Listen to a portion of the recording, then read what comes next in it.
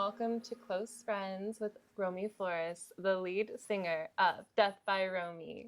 Hi, Whitney. How are you? I'm good. Thank you so much for coming and being here and talking with me about all your things in your life and what you're interested in and what you're doing and yourself. Thanks for having me. Yeah. Yeah, I love what you're doing with this podcast, so I'm honored to be part of it. Thank you so much. Well, I brought you a gift because I kind of am a big fan of yours. And so this is my present, and also I think it's your favorite drink. Yeah, the fact that you know that, I still don't know how, and it's kind of creeping me out, but but I love that you paid attention. I did. Okay, so truth be told, I randomly tapped into a live video that you did. Oh. And you were answering questions, and So good. one of them was, "What's your favorite drink?" And then I was like, "Oh shit!" And it stuck with me because I literally live across from Somi. Right across from Somi. So I remembered that, and then I was like, I want to try it eventually. And you know, I've never actually tried it, so I'm happy to do it live with you. It's literally the best. They put fresh strawberries in it, as you can see.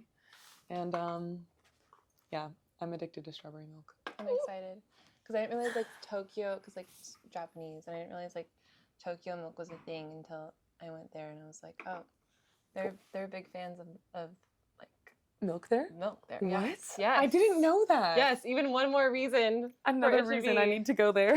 And I did Shibari there, which you know about. And I seen you do it, and I know you did it with your band, all tied up together, which looked so cool. Thank you. So I wanted to know about your interest in Shibari and these modalities like pole dancing and hot yoga. Oh, absolutely. And why you're drawn to them. I love that question. So I have been drawn to Shibari and fetish wear by means of expression since I was very young, since I had any idea what fetish wear was or came from, because there was something very beautiful and powerful about the leather, the hardware, the rope to me that just embodied what I thought was the strongest version of female sensuality.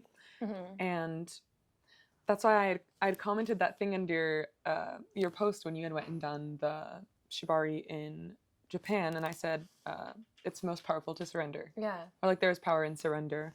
That's something that I think Shibari embodies, that I've always been really drawn to, because I think naturally we as humans, we have this crazy guard up, be it for this, the sake of protecting ourselves is the root of it, but wherever that comes from is different for each person. And yeah, I just found a lot of power in wearing fetish wear and getting to be tied, because it's so beautiful.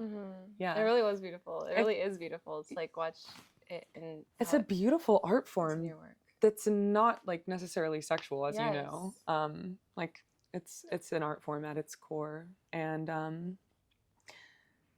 I'll get to pole and hot yoga next. I feel like I have so much I could say on just the topic of Shibari, but yeah, I was drawn to it because I was into a few artists I had found, classic Shibari artists, and I wanted to incorporate it in my video, even if it bleeds, because I think, and Hellhound, for similar reasons, because I think, to me, showing something, putting yourself in a position to be so vulnerable and using that to tell the story of being vulnerable in love went hand in hand, and that worked for that kind of creative vision I had there. But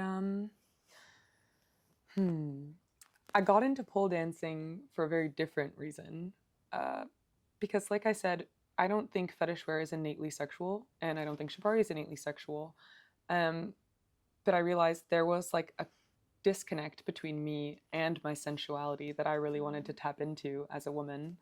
And I realized I'm a performer and I'm so uncomfortable in my body. So I need to do something that scares me. I need to do something that connects me to my body and my sensuality, so that I can I can be the person that I want like young girls to look up to, as like so many female artists were before me. And that's when I decided to go into pole dancing, because that was like the most intimidating thing I think I could have done. I had like no strength. I had not much experience in like any other form of dance, but I was drawn to it because I thought, again, like the fetish wear, like the shibari, it's so beautiful and strong at the same time. It's brutal. Like to pole dance, like you're covered in bruises. You're holding yourself up with your own body, like the strength within your own like joints against like a metal. Yeah. Yeah. So it's kind of like the meld. It seems like what I'm hearing is like melding the art forms and finding art forms that resonate with exploring yourself and your power and your femaleness, and utilizing that to like even deepen your story, your artistic story. Absolutely. Yeah. And hot yoga was something I got into for the same reason of wanting to be stronger, wanting to be more connected and confident in my body. And yoga just made sense because I hadn't found a workout that I actually loved, or that I felt I got anything from, or that I felt motivated enough to actually keep doing for myself. And I suffered from a lot of chronic pain for a lot of years, and I realized like yoga makes sense. I'm not supposed to do anything high impact because of like a tumor I was born with. So yoga just made sense, and I ended up loving it, and I love the heat. I love pushing myself to like my limit. It's like something that I'm proud to accomplish and like get through every single day. Yeah. It's really amazing that you're like your consistency with it is really inspiring, especially given like the recent pickup of it, like fairly recent, right? Like yeah, it started. I think it started like really blowing up this last year. Yeah, I think it had been for yourself, right? Oh. When did you start? Yeah, I just started last January. Yeah, I had been introduced to it by a friend of a friend, and my first class I attended, I was like, oh my god, I do not think this is for me. Like, it's so intense. I did not have any form of physical stamina at that point. But I saw how much it was working for this person, and I saw how like strong and beautiful they were, and I was like, this is like all I want for myself. Like, I'm gonna push myself. Even though the first class was impossible, I told myself like I'm gonna keep trying. And yeah, it was a hurdle I've overcome that I love now. So it's been like almost exactly a year. It's been about a year. Okay. Yeah, I've been practicing for like a year now. Wow. I think I've done a few hundred classes. Wow. Yeah. So how does it feel like now versus last January, like within your body, and like how you feel? Like how's it changed? It's changed everything for me. Really? Yeah. Oh. I suffered from like crippling self-consciousness in regards to my body, and I found a lot of strength in clothing because I could always use clothing by means of making myself feel better, or like hiding what I didn't like and still feeling as confident as I could. You know, I would use clothes by means of building myself up, but deep down for years I was too depressed to get myself to work out, and I really didn't like looking at myself. Like, I didn't like looking at myself naked, which is a really vulnerable thing to admit, actually. And I was like, I'm a young girl. I deserve to feel on top of the fucking world, because young girls are the most powerful thing in the world. And I'm trying to exude this character that I don't fully believe myself. And last year, with consistency, I completely changed my body physically and got so much stronger than I ever was. And through actual physical change and building strength, I look at myself completely differently now. Yeah. That's a really inspiring story, actually. Thank you. Did it come at the same time as like Shibari and pole, or was it like certain things? You said you were interested in like fetish wear before. So was like your body awareness then, because that seems like also very like physically oriented. So how did that transformation happen when you started integrating like yoga?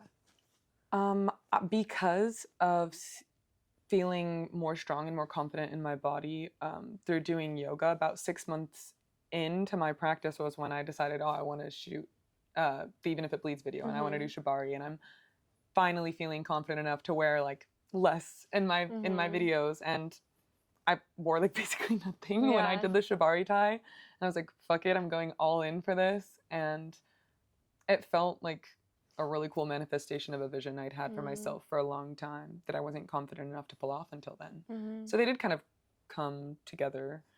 And I had tried doing pole for the first time actually a couple years ago. And though I wanted to love it so badly, I had a really hard time doing it because I had not actually developed any physical strength prior. And it's not something you can, it's something you can go into with like, with very little physical strength, but you're gonna have a really hard time. Yeah. To be honest. And once I noticed that I'd actually built a lot of strength, like a year of doing yoga, a year in of doing yoga, I was like, I'm gonna put my pole back up that I literally got because I told myself I was gonna do this, and I'm gonna do it. So I made this like little room off of my room, just my pole room. And that's all dedicated That's super to. sweet. I mean, I've been watching your videos and it looks amazing and you're so good at it. I don't know if you like started that way from all the yoga or if like there are a lot of things that weren't posted. Yeah. But no, it's definitely amazing to see you now like really like work the pole and like Thank you. You seem like very like there's no like it seems like very effortless for you and it seems just very intuitive. Thank you. Oh, that's a really high compliment. I'm working on becoming more in tune and more comfortable with my body, and it's a journey. It's a journey I think a lot of women struggle with and struggle to start, really. Yeah. I know it took me forever to start. I was like, I don't want to do it. I don't want to work out. I can't, or I can't bring myself to do it for this or that reason. It's easier to make excuses for those kind of things, but the reward is so great. Kicking yourself in the ass and doing it. Right? Yeah. But it's hard to do. How did you get yourself to actually be that consistent person that does yoga and gets up early and... So last January, I went through multiple events led to me basically being like, okay, enough is enough. I need to take care of myself.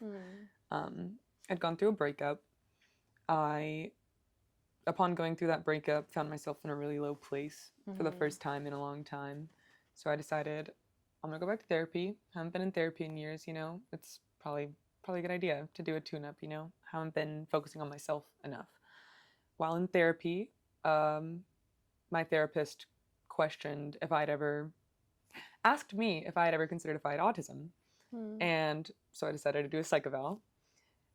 And at the same time decided to sign up for yoga all at once and get sober. Wow. So I made all these changes because I found myself in a low place that I really thought I wouldn't find myself in again after so many years of working on like my mental health. But I realized the biggest disconnect is that I'm not in love with the person I see in the mirror, like at all. And I deserve to be. Like I can't keep going as an artist, as someone who tries to inspire others to love themselves and be the strongest version of themselves if I'm not the strongest version of myself. So yeah, I think I just told myself like enough is enough. And I just started doing it. And I know it's a lot easier said than done, but I think I had found enough motivation in being like fed up with not feeling good about myself. That makes perfect sense. Yeah. It seems like a lot of things like played into the final factor of you like actually making the moves to do so. And like, I was like, I'm 23. I'm not gonna get to my mid-20s and like still be fucking down about myself. Like I'm in the prime of my life. Like things are going so well all around me and I'm the only one lacking. Like me and how I see myself is the only thing lacking from this equation. Yeah. And that's like a long build up though, because I feel like we do put a lot of pressure on ourselves in our early 20s as women because like we do acknowledge it. Like we're conscious, like this is like our prime. And with that comes like a certain like self-expectation for a lot of women who want to be like the best that they can possibly be at this given point in their lives. And I don't know, it comes with a lot of like pressure. I feel like a lot of friends and myself feel around this time in our lives. Definitely. Yeah. And, you know, part of that pressure doesn't need to exist because healing is not linear. There's no two timelines look the same. A lot of women don't actually reach their prime and their like strength till much later. Mm-hmm. But I knew that I had all the tools within myself, and I had like I knew enough about like how my depression affected me, how different exterior factors affected me to pull myself out of the lull. Mm-hmm. And I think it just took shit hitting the fan again to be like, you know, now I have all the tools. I need to use them. I need to take my own advice. Yeah. I mean, it works like that. We have like the pre-contemplation phase, like the seed that's planted, and then eventually it gets fostered. And you can't, once it starts, like it's really hard to ignore that internal voice that's saying you need to do this or you need to make the change. Yeah. And when that voice gets big enough, then there's really like only one way out is to continue to ignore or to fall into it and do it. And I think doing things like stopping drinking, going to therapy, like being single and just focusing in on myself caused like that voice to be impossible to ignore. Yeah. It's like there was no distractions, nothing else but like, yes. okay, Romy, what are we gonna do now? Because it's kind of up to you. Yeah. Yeah. Yeah. And so getting to this point, obviously, like I know that I've been like stalking you, obviously. So like getting to this point and what you went through like when you were a child, and I think you acknowledge it in your songs, but I'm not sure if it's like based on reality or if it's just like more fantasy, which both are valid and amazing. But you say something about your mom and saying something to your mom about like wanting to not be here. Or I don't know. You can say it better than I can, but I remember that, and I was wondering if that's something that was based in your reality or based upon like fantasy or your artist vision. I think you're referring, well, I touch on this subject in a good amount of songs, but I think you're referring to I Was Rather Disappointed. Yes. My entropy project. I am. That was my first time writing most candidly about my experience with like suicidality and like suicidal ideations, and even my attempt I had many years ago. And sorry, what was the question? I was Is that real? because I didn't know. I had no idea. Yeah. So that was based in reality, and the whole reason my artist project and name is Deathbyromy is because while I was 16 and I was booked for my first show, I didn't have an artist name. I was suicidal at the time, and I wanted to try and claim feeling beautiful. So Deathbyromy was meant to mean death by something beautiful. Yeah. That's really gorgeous. Yeah. Do you feel like you blossomed into that artistic idea that you had back then? Yes. Yay. Yes. For the first time, yes. Wow. As of recently, I think. Wow. Yeah. Well, congratulations. I mean, that's like a huge growing cycle to feel like is in the phase of being completed. I feel like it's only because of like the work I put into myself this last year can I like really begin now. Which is crazy because I've been doing this artist project since I was 16, and you know, some people are like, whoa, when they hear that, like, that's insane, because you look at that and I've been working for 8 years at the same dream. I've seen like lulls, and I've seen high moments and lulls, and moments where I thought like, this is not working, probably should turn to something else or whatever. But I've never considered anything else as an option. Yeah. And I refuse to. And I think that's why I've been lucky to get myself to the places I've gotten myself so far. Yeah. It feels like it's just beginning. Last year was a really crazy year for my artist career, alongside a lot of these big changes in myself as a person. So it's all culminating. Yeah. Now. It's kind of like the rewards are seeping in from all different angles. That's a great place to be. Yeah. What were some of the things that you were struggling? Was there like middle school bullying? Was that something that you experienced? I really appreciated the way you phrased this in your text that you sent me yesterday. You had mentioned something about like the after effects of that into adulthood. So I've been ruminating on that for the past like day. And I think it's been really helpful because I've had a lot of different little realizations. So in elementary school, I was a very outgoing kid. I always like had no problem expressing myself vocally or like with how I dressed. From a very early age, I was pretty quirky, I guess is the best way to put it.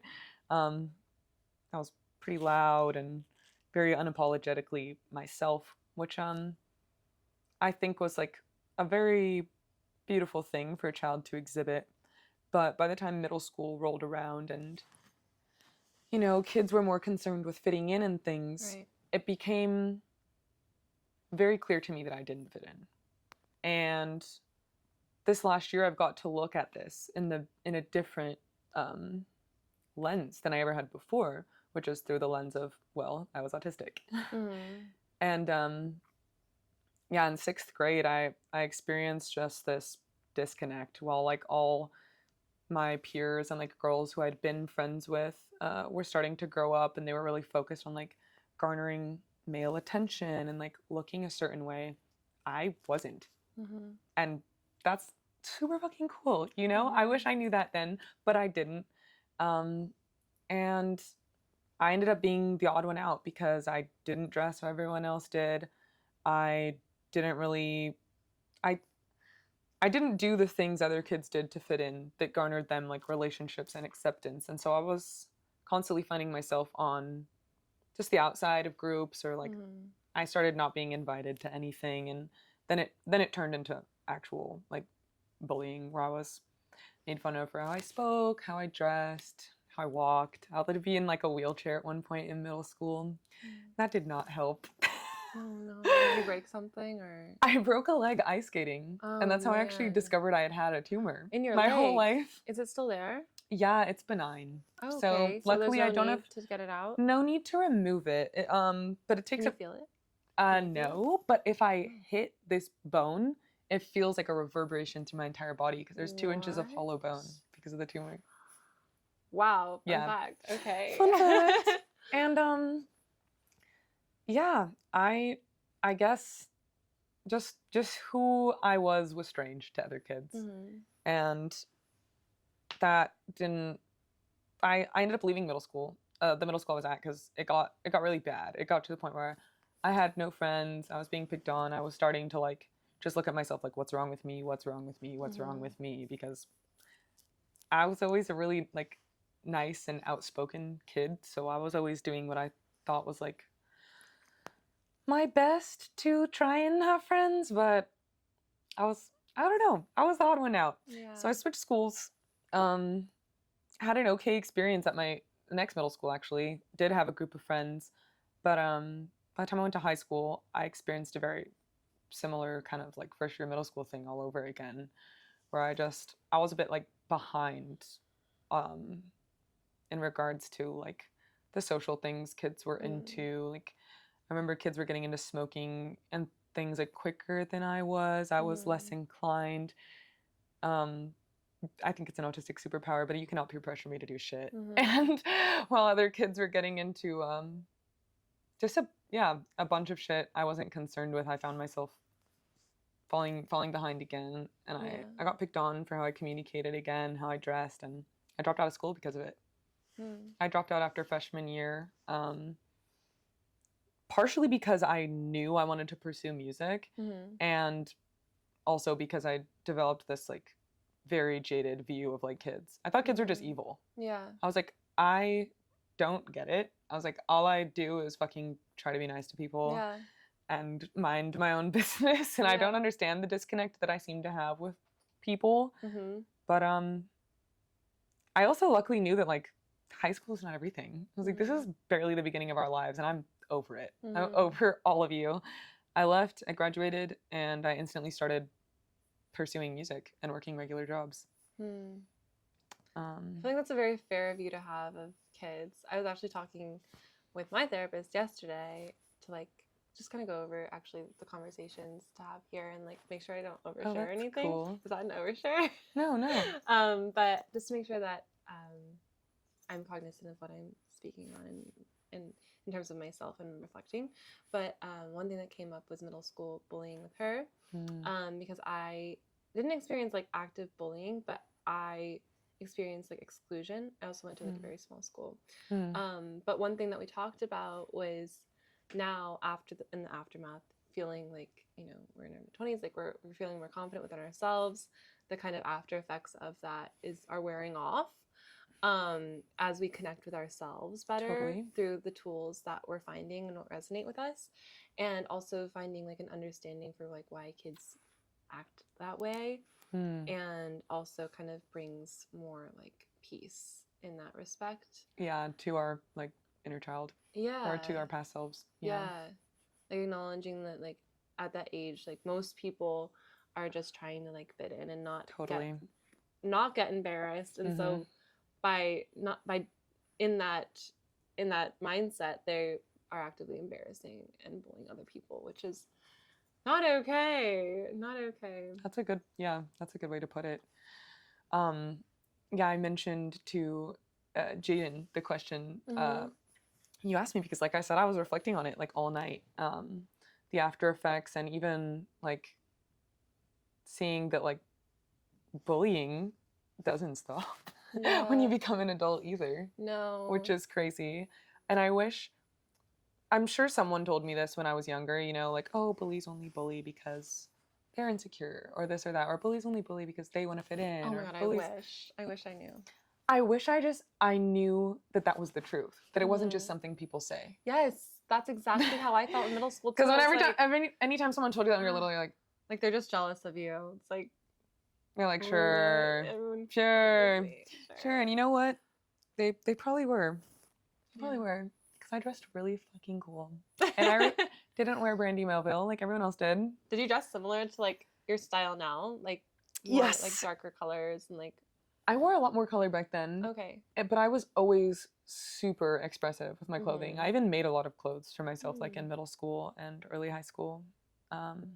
Clothes have always been like my armor, my way to like make myself feel confident enough to face the world, like I said, for all different reasons. Not just by means of like feeling good in my body, but just feeling strong. Yeah. That makes sense to me. Yeah. I personally love your current style. Thank you. Yes, I appreciate you came looking amazing today. And all your tattoos. I actually wanted to bring up your tattoos maybe because like I just think it's so beautiful and like so fascinating. And I'm also like very, not to like talk about your tattoos, but like I just think that they're so beautiful. And thank you. Like the placement is just, it's just very like it suits you. Like I feel like you'd look naked without them, but I would. I think I would too. Yeah. I've been getting tattooed since I was 13. Really? What was your first tattoo? This tiny X was a stick and poke that I did on the train with a pencil, sewing needle, and some India ink. You did it yourself? Yeah. Oh my gosh. With like the guidance of a little like friend. Oh my God, wow. That's really, really amazing. I came home with it and my mom was like, is that a tattoo? And I was like, no. Drew it in pen. She was like, oh, okay. A week later, why is it still there? And I was like, oh, well, actually, yes, it is a tattoo. That's really funny. And my parents, I remember they were just like, okay, just don't keep getting them. That's really funny. I guess you can do that because one time I jumped on my bed when I was around the same age, like 13 or whatever, and there was a pencil on it, and I jumped on it with my knees, and the pencil jabbed me right here. And to this day, there's a little like dot of where the lead is. Oh my God. Yeah. No. Yeah, it's funny. No, my friend, something similar happened to him, and it's right here in his eye. There's like a speck from of a lead. Pencil? Yeah, when childhood. Why are kids always stabbing themselves in the eyes with pencils? I've heard this like so many times. That's like the worst thing ever. I don't know, but at least he did it like consciously. Like, I wish I was used like an actual star or something. The back of a pencil to stick a sewing needle in the eraser to have a steady handle for the needle. Wow. And you wrap the needle in thread. And you use the thread to dip in the ink and hold the ink to the needle so it'll deposit. Oh, wow. Yeah. It's like some prison makeshift shit. Yeah. I don't know. Well, no, I think they have tattoo guns in prison actually, so it's something worse than that. But well, I don't know. I think it's pretty cool. At least, and you stuck with your story. I mean, you continued. Oh yeah, I won't stop. Expression. The only times I ever like felt slightly regretful about my tattoos was because I was considering other people's opinions, and I realized, well, for many reasons, that's so not worth it. Yeah. Because, we've been talking about the only opinion that really matters of the person you see in the mirror is your own. It's so true. And yeah, my tattoos have, alongside like the way I like to dress, brought me a lot of like strength and confidence, and they're just a further way to continue to tell one story, I think. Yeah. I mean, I hate to like make the top or like even bring up like aesthetics, but I feel like for you, like your aesthetic is so crucial to your artistic story and your evolution of self. Totally. Yeah. Which is a beautiful thing. Thank you. And you get to like decorate yourself with it. Yeah, it's fun. Yeah. It's fun. We're only here once. Yeah, you we're know? only here once. Also, this is really, really good. I was gonna say, I've been waiting for your review. It's really good. I've been like taking small sips because like so many strawberry chunks too. So many strawberry I'm chunks. over I like, really love it. I'm like chewing. I'm like, hopefully it's not getting in the microphone, but it is. But you know, I'm sure one of these guys will help us with the audio editing. You edited. Okay, but I also wanted to talk more about your diagnosis. Sorry. It's okay. And when that happened, like the timeline of that, and how that's like reframed a lot of your world, because oftentimes like with diagnosis for anybody, whatever diagnosis it is, totally. Can be like a different lens to reflect on and a different lens to now move forward with knowing. Only lens to see your life in the immediate and your past, like I said. While I decided to go back to therapy around end of December, top of January, I found an incredible therapist immediately who I really connected with. And upon her getting to know me and a few sessions in, she asked me, like, have you ever considered that you might be autistic? And I said, no. I was like, I've had a few autistic friends, actually, but I've never considered whether I would be or not. And she said, well, I'm not like someone who can diagnose you with that, but a few things you've mentioned, like, I think maybe if that's something you care to know about yourself, could be really helpful to figure out. And I said, sure, yeah, why not? Thought about it for a little bit. At first, I didn't think it was that important to know or not, and I think I was in my own head veering more towards like, probably not autistic, like, but I didn't know enough about autism or like the autism spectrum and how differently it looks in all different people. Honestly, the last few years, while autism has become more commonly talked about, there was not enough research done on it, just period. And there's so many negative stereotypes and assumptions surrounding like autism and Asperger's, which is the same thing. Just one is a less preferred name for the same thing. But so she gave me a recommendation to a few different psychiatrists, and I spoke to a few different people, and this one woman just gave me a really incredible vibe, so I decided to go with her. Upon my first meeting with this woman, she told me that she specialized in trauma manifestations and how sometimes trauma can look like autism, and deciphering between actual autism and how trauma has manifested in people to cause them to question whether they're autistic or not. Because you know, there's a lot of autistic traits that people who aren't autistic can relate to, and I think with the newly popular conversation surrounding autism, we find a lot of people hearing about one autistic trait, relating to it, and being like, oh, maybe I'm autistic. You know, that's like the coffee thing.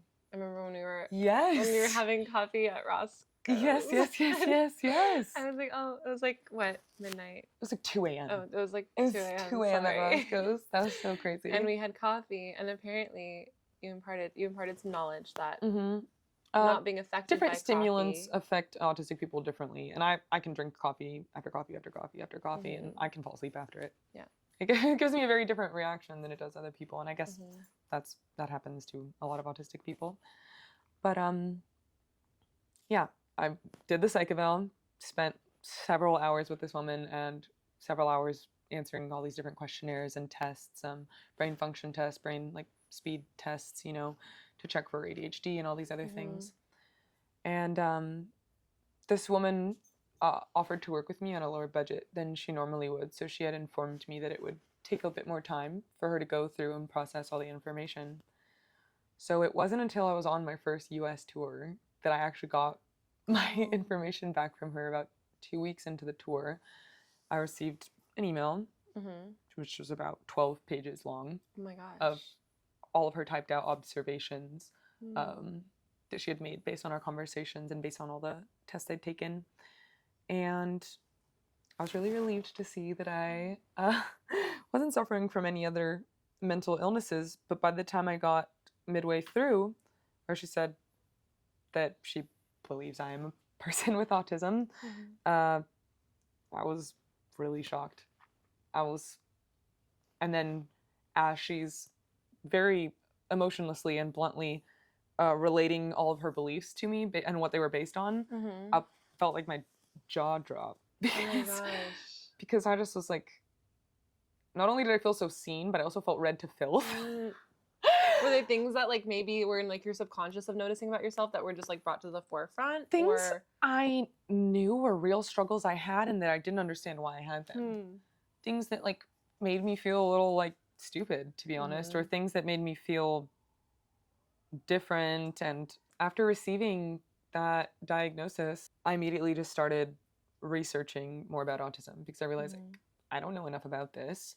Everything she's telling me and relating back to me about myself, like I never had felt so seen before. And I immediately shared it with my partner at the time, and I shared it with my mother and my bandmates. I chose to keep it kind of low key at first because there is so much stigma, and with the popularization of the conversation surrounding autism, there's a lot of people not taking it seriously. There's a lot of people like diagnosing themselves and kind of like belittling the severity that is like actually having autism, or the seriousness of the topic. And I, being like a girl who exists online, who you know, people's first thought looking at me probably isn't that like, oh, you're autistic. I was like, when I do start talking about this, I want to be really mindful, and I want to make sure that I am much more educated on autism all around, because there's a lot of misinformation being spread. There's a lot of like belittling I see out there. And as I mentioned earlier, like I've had friends for years with autism who I would just never want to disrespect, who I'm sure have like a lot of interesting opinions on like the popularization of like memes surrounding autism and people like taking tests online and being like, I'm autistic too. Yeah. Because there's nothing that feels quite as terrible as someone claiming to relate to something that has affected you so intensely your whole life that they don't actually have a right to relate to you about. Yeah. Yeah. I feel like that goes for a lot of populations, things. Like claiming. It's incredible that mental health is an actual topic of conversation that people aren't like shying away from now. And with the popularity of topics like autism and depression, anxiety, it's amazing that it's allowed so many people to actually go get diagnoses they need for their own like support, their own mental well-being. And I love that they're topics of conversation, but there's also a lack of mindfulness that surrounds all of that as well, that I think people need to check themselves about. Yeah. How did you feel, like, besides feeling like seen with it? Was it like a relief, or was it like you mentioned? I feel like some like shocking, like you didn't know that you would have it, or you didn't expect to have it. What were like your emotions, like reading the pages? It was layers. It was layered. So at first I felt incredibly seen. I felt kind of in shock and disbelief, and I felt almost slightly scared to tell people, because I was worried about like people seeing me differently, or people not taking me seriously, or people not caring enough to educate themselves enough about something to see me for who I am. And that ended up proving to weed some people out of my life, actually. Because upon immediately starting to try and educate myself further on autism and how it's affected me and how it affects other people, I tried communicating some realizations with people close to me, like my partner at the time, and they did not do a good job of validating me and my realizations, and ultimately that was part of what ended that, actually. I have, because of receiving that diagnosis, have a better understanding of myself than I've ever had before, and that's priceless. Yeah. And so if it causes some people to want to look at me one way, be it because they believe that I have it or because they don't understand it, that's fine with me. I've had that attitude about several things in my life since being like, you know, a bullied kid in middle school. Yeah. And at the end of the day, I'm super grateful for all my friends who loved me more for it. Yeah. And it was really cute to get to tell my mom, because she called me her special child my whole life. And, oh my gosh. And, you know, that is a silly connotation, but my mom just, there was something there that didn't fully make sense about me, and now it does. So she probably felt super validated. She did. Yeah. In her, like, She's like, raising it makes of sense. you. And I seeing you. spoke super early. Like, I was saying like 6-syllable words by like 9 months old. And So interesting. And that's one of the indicators of... Well, what's interesting is some autistic kids either fall really behind in learning how to speak, and some on the opposite side speak really early and like never have an issue with communication. It manifests so differently in so many different people. And in men and women, it looks very different too. There's a lot of beliefs surrounding like the way society's conditioned women to be, which is what causes it to be harder to notice in them, because women from an early age learn that they're meant to hold themselves a certain way, speak a certain way, mask a certain way, be like this like pretty elegant figure. And when women or anyone successfully masks, it becomes harder to spot like autistic traits, because we've already conditioned ourselves to try and fit into society more, because there's less forgiveness for our behavior than there is for men. Such a common like through line of diagnoses for women in general. Yes. I think. Yes. How old were you when you got the diagnosis then? 22? 23. 23? I'm 24 now. Oh. Just turned 24 in December. Oh my goodness. Yeah. Oh my goodness. Yeah, officially mid-20s, right? Yeah. Yeah. Well, I feel like, are you glad that you got the diagnosis rather than like not knowing? I'm so glad. Okay.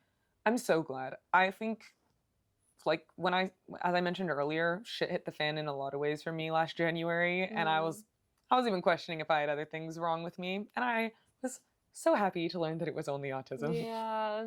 Because I was feeling a little crazy. Yeah, I was feeling a little crazy. And honestly, getting something like that is that some people, I don't know why, but some people might, like that person might have like a hard time dealing with somebody close to them who has a diagnosis like that. Then, you know, it's honestly like a blessing to realize who is there for you with something like that. Yeah. And who's not going to be as emotionally mature. Yeah. Yeah. Autism or not, any age, like humans are incredibly complex beings, and you know, we learn more and more about the human experience every day. Luckily, there's a lot of really cool medical professionals leading the way on a lot of new research surrounding autism and all sorts of other topics. It was mostly just awesome to get to validate so many experiences I had where, like I said, I just thought something was wrong with me. I think, and I learned, I guess, a lot of people who don't receive autism diagnosis until later in life, they share the same experience of being like, I just always thought something was wrong with me. Like there was always just like a disconnect between like me and peers, or me and like this or that. And since learning that, I've made it a huge goal of mine to just unmask. You know, it's exhausting. Masking and trying to carry yourself one way trying to fit into a world that wasn't necessarily geared for you is really, really exhausting. And I realized that this perpetual burnout I'd been fighting for years was like also partially autistic burnout, which is something autistic people experience. And I've since made like just some modifications for myself to better support like my overall well-being that I wouldn't have known I should put in place for myself. What's been helpful for you, like in the post-diagnosis phase? I don't push myself to go out when I don't have the energy to. I don't push myself to be in situations where I know there's going to be people who make me feel uncomfortable just because I think I should, just because I think I should show up and like be the bigger person or hold my head high, because that's exhausting. You don't always have to do that. Yeah. Actually. And I've learned that being any sort of more polished version of myself around people I don't know as well is ultimately going to result in a non-genuine relationship with them. And non-genuine relationships are not something that interests me at all. I have plenty of friends. I have people in my corner who love like all sides of me. I'm a very loud and interesting individual, as anyone who knows me could tell you. And I've learned that trying to compress myself is something that I just like can't do, shouldn't do. And when I feel tired, I should listen to my body and let myself recharge. And yeah, rules of which should apply to all humans, regardless of what they deal with. Yeah, no, for sure. Yeah, it seems like for you in particular, like self-preservation. Yes, self-preservation has been a major theme post the diagnosis and post just realizing like how much I was overextending myself. We wanted to talk about supportive factors and support systems as key factors in support, something like that. Yeah, what was it? Something like that. I don't know. I love the way you phrased this. You said support systems as key protective factors. I really like that.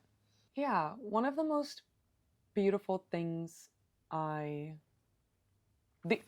the most beautiful thing I have cultivated for myself in my life at this point is my support system of people who you know what's funny? I'm gonna go back. My band and friends are the most valuable and beautiful thing that I've cultivated for myself in my life at this point. I'm so lucky to have found my tribe that my mom always told me I would find. My mom watched me struggle with bullying. My mom watched me struggle in like really abusive and toxic relationships, and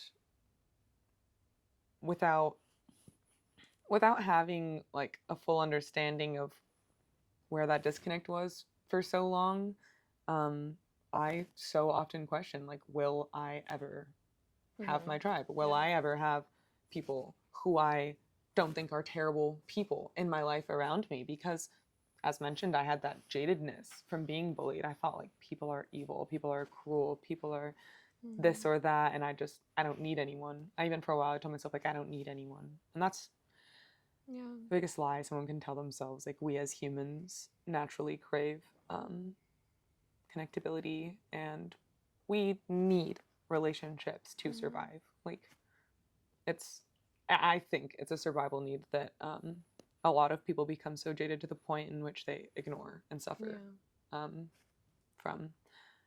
But I'm so lucky to say that I have people in my life who are fighting for my dream as hard as I am, who are lending themselves, their time, their energy, their work to me and my dream, and making it happen because they believe in me, they love me for who I am.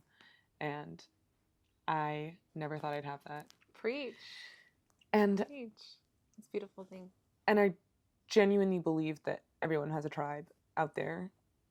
If they haven't found it yet, then you can't give up. Yeah. You can't give up. And being any version of yourself that isn't true to you, that isn't comfortable and effortless, is only going to hurt your process in finding them. So the quicker people can get to unmasking and being candid versions of themselves, the quicker you can find real, genuine love. And the family I've built with Team Death is what we call the band, and all my friends who I work with is priceless. Yeah. Oh, I would do anything for all these people. Yeah. Edie, Ali, Jaden, Max, Cheska, my friends I get to work on creative projects with. Rob, even Rob feels like my big brother to me. Aww. Yeah. My family, my sisters. Yeah. Support systems are out there, and they are essential. So yeah, don't ever, I guess the last sentiment I like to close on is, yeah, don't ever think you're above needing help, and don't let one terrible person or a ton of terrible people turn you away from believing in people in general. Yeah. Cheers to that. Yeah. Cheers to that.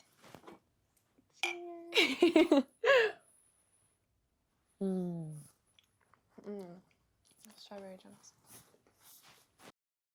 Hey guys, my name is Romy Flores. I am the frontwoman of Deathbyromy, and I'd like to thank Whitney for having me on Mind and Matter. You can catch me on the road this March and April doing my first full US tour with Set It Off and Crown the Empire. Oh, wait. And you can find my music on all platforms where music exists. Beautiful. Cool.